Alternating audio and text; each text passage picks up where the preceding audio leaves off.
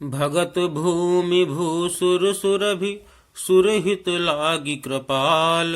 करत चरित धरि मनुज तनु सुनत मिटहि जग जाल।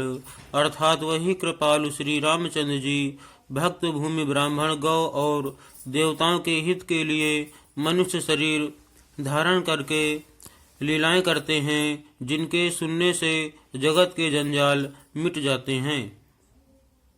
सखा समुझि अस परिहरि मोहु सिय रघुबीर चरण रत होहु।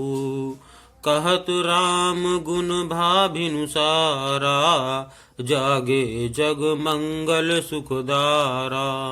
अर्थात हे सखा, ऐसा समझ मोह को त्याग कर श्री सीताराम जी के चरणों में प्रेम करो। इस प्रकार श्री रामचंद्र जी के गुण कहते कहते सवेरा हो गया।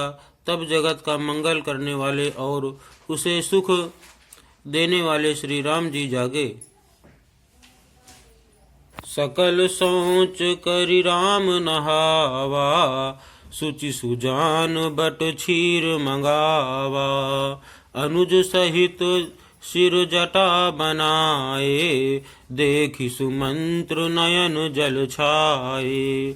अर्थात सोच के सब कार्य करके नित्य पवित्र और सुजान श्री रामचंद्र जी ने स्नान किया। फिर बड़ का दूध मंगाया और छोटे भाई लक्ष्मण जी सहित उस दूध से सिर पर जटाएं बनाई। यह देखकर सुमंत्र जी के नेत्रों में जल छा गया।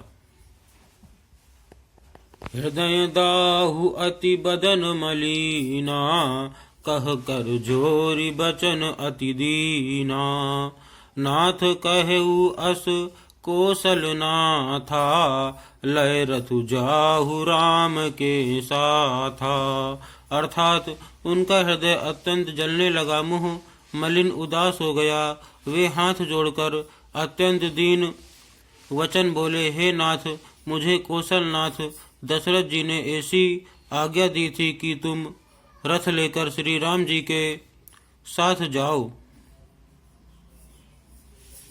बनु दिखाई सुर सरि अनभाई आनेहु फिर बेगी दो भाई। लखनु राम सिय आनेहु फेरी संशय सकल संकोच निबेरी।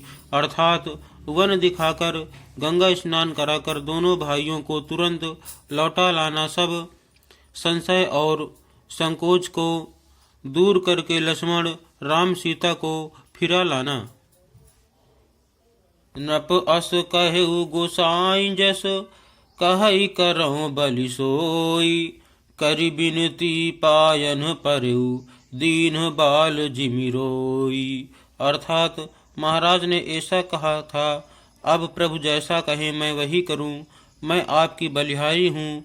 इस प्रकार विनती करके वे श्री रामचंद्र जी के चरणों में गिर पड़े और उन्होंने बालक की तरह रो दिया।